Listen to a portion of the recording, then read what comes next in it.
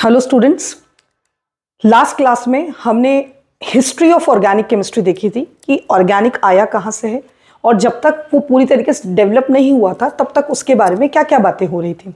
हमने देखा था वाइटल फोर्स थ्योरी को भी, उसके पहले लेवॉइजर की हमने बात की थी और वाइटल फोर्स थ्योरी जिसमें कहा गया था कि कोई सुपर नेचुरल पावर है जो इनऑर्गेनिक कंपाउंड्स को बना रही है, जो कि बर्जीलियस ने दी थी। उसको फिर फेल किसने किया था? वोलर ने। Wohler was the first person जिसने लैब में क्या बनाया था? Urea, NH2C double bond O NH2। और एक बार लेबोरेटरी में यूरिया बन गया, फिर एसिटिक एसिड नेक्स्ट लैब में बना था जो कि कोलबेज ने बनाया था, और उसके बाद मीथेन जो कि बर्थलॉट ने, और फिर इसके साथ साथ ही लगभग बहुत सारे ऑर्गेनिक कंपाउंड जो है लैब में बनने लग गए थे।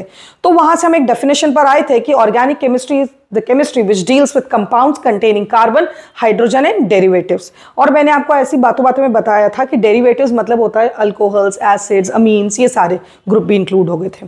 अब हम बात कर रहे हैं कि इतने ऑर्गेनिक कंपाउंड है ही क्यों। आप समझें, पीरियोडिक टेबल में कितने एलिमेंट्स हैं? कितने सारे, ठीक है, 100 से ज्यादा एलिमेंट्स हैं, और हम सिर्फ किसकी बात कर रहे हैं यहाँ पर? कार्बन, हाइड्रोजन एंड डेरिवेटिव्स, मतलब specifically we are focusing on carbon. तो ऐसी क्या खास बात है कि हमको इतने सारे ऑर्गेनिक कंपाउंड्स मिल रहे हैं? So will be talking about the reason behind for large number of organic compounds. इतने सारे ऑर्गेनिक कंपाउंड्स क्यों हैं? इतने सारे कंपाउंड्स कार्बन के ही क्यों हैं? Why not other metals? Large number of organic compounds. तो ऐसी क्या खास बात है कि आपको इतने सारे ऑर्गेनिक कंपाउंड मिल रहे हैं? तो अगर हम स्टडी करें तो सबसे पहला कारण होता है टेट्रावैलेंसी ऑफ कार्बन। ये सबको ये बात पता है, बेसिक सब जानते हैं कि टेट्रावैलेंसी ऑफ कार्बन मतलब कार्बन कितनी बॉन्ड बनाता है बेटा? 4। और 4 बॉन्ड तो बहुत सारे लोग बना सकते हैं, कार्बन की फैमिली में ही दूसरे एलिमेंट से जो 4-4 बॉन्ड्स बना सकते हैं, लेकिन जो कार्बन 4 बॉन्ड्स बनाता भी है तो वो कैसे बनाता है? बहुत स्ट्रॉन्ग बॉन्ड्स बनाता है जो बाकी एलिमेंट्स नहीं बनाते हैं, और इसीलिए कार्बन बाकी एलिमेंट से थोड़ा यूनिक हो जाता है, अलग हो जाता है। तो पहला ऑर्गेनिक कंपाउंड इतने सारे होने का कारण है टेट्रावैलेंसी ऑफ कार्बन। दूसरा रीजन आ जाता है कैटेनेशन। हम लोग सब जानते हैं कैटेनेशन मतलब क्या होता है बेटा? Tendency of self linkage. Catenation means tendency of self linkage. ये सेल्फ लिंकेज वर्ड का मतलब क्या है? सेल्फ लिंकेज मतलब ये होता है खुद ही खुद से ज्वाइन करना। आपने पॉलीमर्स के बारे में सुना होगा जिसमें कार्बन की लंबी लंबी चेन होती है, 300, 500, 1000, लाखों कार्बन आपस में ज्वाइन हो जाते हैं और पॉलीमर्स फॉर्म कर दे। एवरीथिंग नियर अस, मतलब एवरीथिंग तो नहीं बोलना चाहिए, but most of the things are carbon only. बहुत सारी चीजें कार्बन की ही बनती है।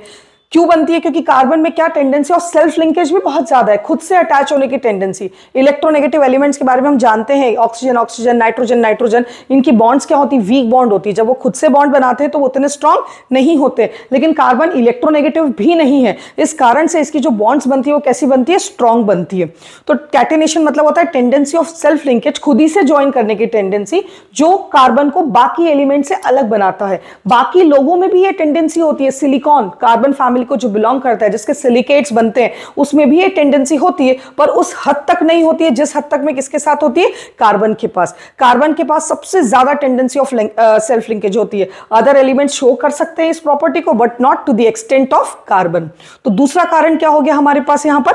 Tendency of self linkage, that is catenation. Third reason पर अगर हम बात करें कि तीसरा रीजन कौन सा होगा, that is formation of multiple bond.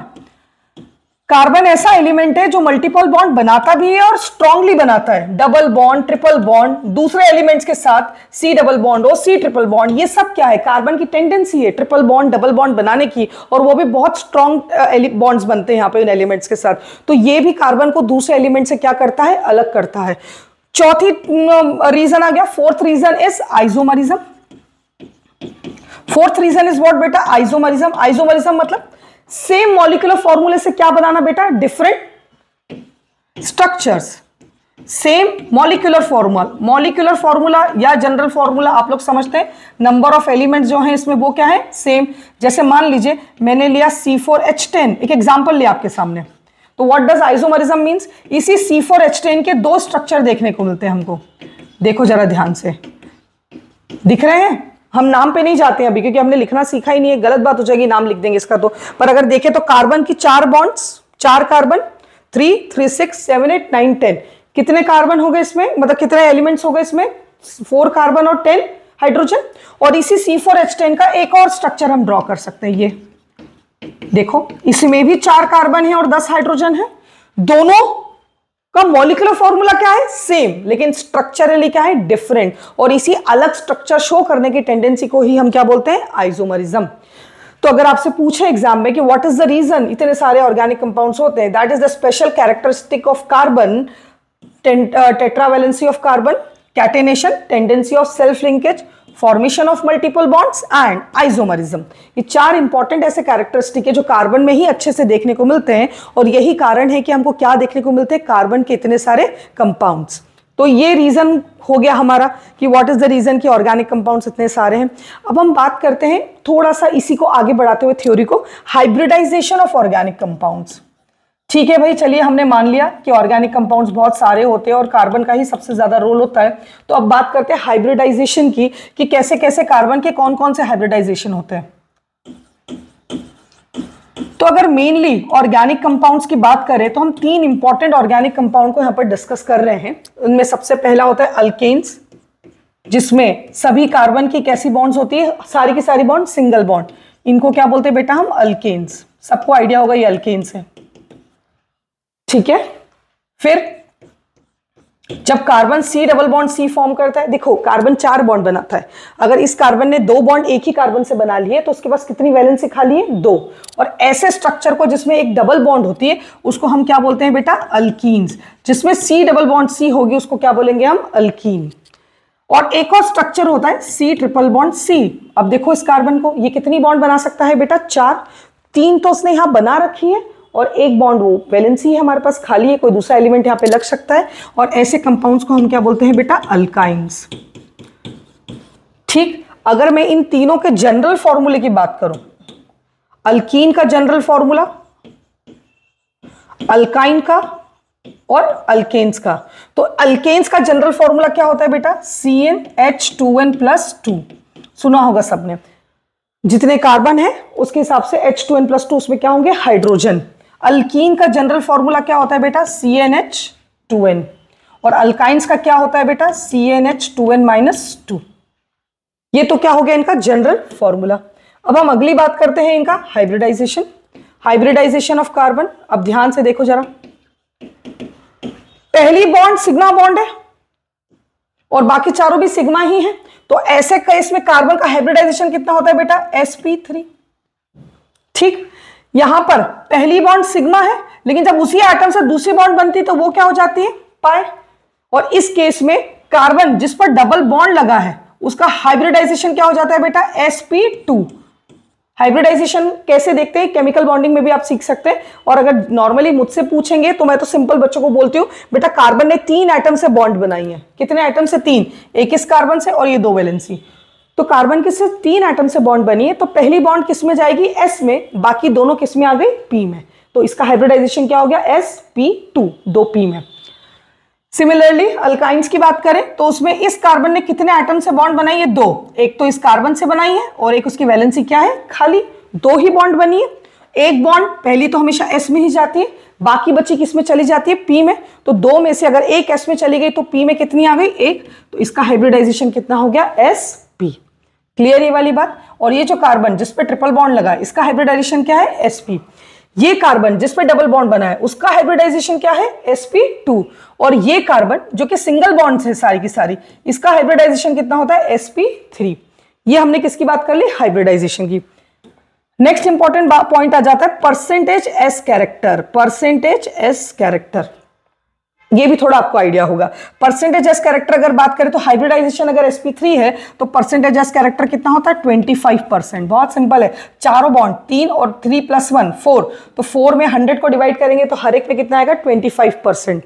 यहां पर अगर sp2 है percentage S character, sorry sp2 bond है तो परसेंटेज एस कैरेक्टर कितना हो गया, 33.33%। 2 P में एक S में, टोटल कितना हुआ, 3। 100 डिवाइडेड बाई 3, 33.33%। और यहां पे परसेंटेज एस कैरेक्टर कितना होता है बेटा, 50%। यहां पे 2 ही बॉन्ड दिख रही है आपको, एक S में और एक P में, दोनों में बराबर चला जाएगा 50-50%। तो ये हमने किसकी बात करी बेटा, परसेंटेज एस कैरेक्टर की। अब हम नेक्स्ट पॉइंट पे बात करेंगे, that is bond dissociation energy. Bond dissociation energy, bond को तोड़ने में लगने वाली एनर्जी, वो सबसे ज्यादा किसकी होती है आप बताइए? ट्रिपल बॉन्ड को तोड़ने में ऑफ कोर्स सबसे ज्यादा एनर्जी लगेगी, फिर डबल बॉन्ड को और फिर सिंगल बॉन्ड को। ट्रिपल बॉन्ड में 3 बॉन्ड्स होती है, उसको तोड़ने में सबसे ज्यादा एनर्जी लगेगी, फिर डबल बॉन्ड में और फिर सिंगल बॉन्ड में। तो ये हमने बात करी बॉन्ड डिसोसिएशन एनर्जी की, तो सबसे स्ट्रॉन्ग कौन सी बॉन्ड है? ट्रिपल बॉन्ड, फिर डबल बॉन्ड और फिर single bond. Bond dissociation energy के बाद नेक्स्ट पॉइंट हमारा आता है इलेक्ट्रोनेगेटिविटी। आप ही बताएं इलेक्ट्रोनेगेटिविटी किसकी ज्यादा है? देखो एक रूल है, more is the percentage s character, सुना होगा आपने, मोर इज द इलेक्ट्रोनेगेटिविटी। ये इनऑर्गेनिक केमिस्ट्री के पीरियोडिसिटी वाले चैप्टर में सिखाते हैं बच्चों को कि जिसका जितना ज्यादा परसेंटेज एस कैरेक्टर होगा उतनी ही ज्यादा उसकी क्या होगी? इलेक्ट्रोनेगेटिविटी। तो आप ही बताएं सबसे ज्यादा परसेंटेज कैरेक्टर किसका है? ट्रिपल बॉन्ड का। तो इलेक्ट्रोनेगेटिविटी भी सबसे ज्यादा किसकी होगी? ट्रिपल बॉन्ड की, और डबल बॉन्ड की उसके बाद, और फिर सिंगल बॉन्ड की। तो ये क्या आ गया बेटा हमारे पास? इलेक्ट्रोनेगेटिविटी। हमने बॉन्ड डिसोसिएशन एनर्जी पे बात कर ली, हमने इलेक्ट्रोनेगेटिविटी की बात कर ली। एक और इंपॉर्टेंट पॉइंट है जिसमें हम डिस्कस कर लेते हैं, that is bond order. Bond order, आप बॉन्ड ऑर्डर बताएं सबसे ज्यादा बॉन्ड ऑर्डर किसका है? बॉन्ड ऑर्डर मतलब क्या होता है?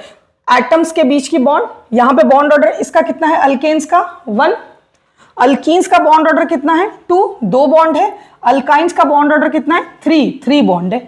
तो जिसका बॉन्ड ऑर्डर मतलब 3, उसका बॉन्ड ऑर्डर ऑफकोर्स सबसे ज्यादा। और बॉन्ड ऑर्डर से डिपेंड करता हुआ एक और फैक्टर आता है, मैं यहां पे उसकी बात कर लेती हूं ताकि हमारी टेबल एक बार में ही कंप्लीट हो जाए। वो होती है बॉन्ड लेंथ। अब यहां पे बॉन्ड लेंथ से रिलेटेड एक और रूल आता है कि भाई जिसका बॉन्ड ऑर्डर ज्यादा उसकी बॉन्ड लेंथ कम। अभी कैसे रिलेटेड है देखो जरा समझो। देखो बॉन्ड ऑर्डर ज्यादा मतलब क्या हुआ? देखो सी सिंगल बॉन्ड सी के बीच का मतलब होता है एक रस्सी। डबल बॉन्ड का मतलब क्या होगा? उसी रस्सी को हमने डबल कर दिया। और ट्रिपल बॉन्ड का क्या मतलब हुआ? उसी रस्सी को हमने 3 टाइम्स कर दिया। मतलब इतनी सिंगल में थी तो इतनी डबल में हो गई और इतनी ट्रिपल में हो गई। तो जैसे जैसे बॉन्ड ऑर्डर बढ़ रहा है वैसे वैसे एटम्स क्या आते जा रहे हैं? पास में। और अगर वैसे वैसे एटम्स पास में आते जाएंगे तो फिर उनकी बॉन्ड लेंथ क्या होती जाएगी? कम। तो जिसका बॉन्ड ऑर्डर ज्यादा, जैसे 3 है बॉन्ड ऑर्डर, तो उसकी बॉन्ड लेंथ कितनी हो गई? इतनी, क्योंकि उतनी ही बॉन्ड को आपने 3 बार फोल्ड कर दिया। तो बॉन्ड ऑर्डर ज्यादा तो बॉन्ड लेंथ कम। क्लियर ही वाली बात? तो अगर बॉन्ड ऑर्डर 1, 2, 3 इसका सबसे ज्यादा है तो बॉन्ड लेंथ सबसे कम किसकी है? अल्काइंस की, फिर अल्कीन्स की, और सबसे ज्यादा बॉन्ड लेंथ किसकी है? अल्कीन्स की। तो यहां पर हमने बात करी है आज के लेक्चर में हाइब्रिडाइजेशन ऑफ ऑर्गेनिक कंपाउंड, जिसमें हमने अल्केन्स, अल्कीन्स और अल्काइंस में डिफरेंस समझने की कोशिश की है कि इसकी डबल बॉन्ड है, इसकी ट्रिपल बॉन्ड है, और इस कारण से इलेक्ट्रोनेगेटिविटी और बॉन्ड लेंथ दोनों में क्या आ रहा है? डिफरेंस आ रहा है। तो यहां पे अभी हम आज का वीडियो को बंद करते हैं, क्लोज करते हैं।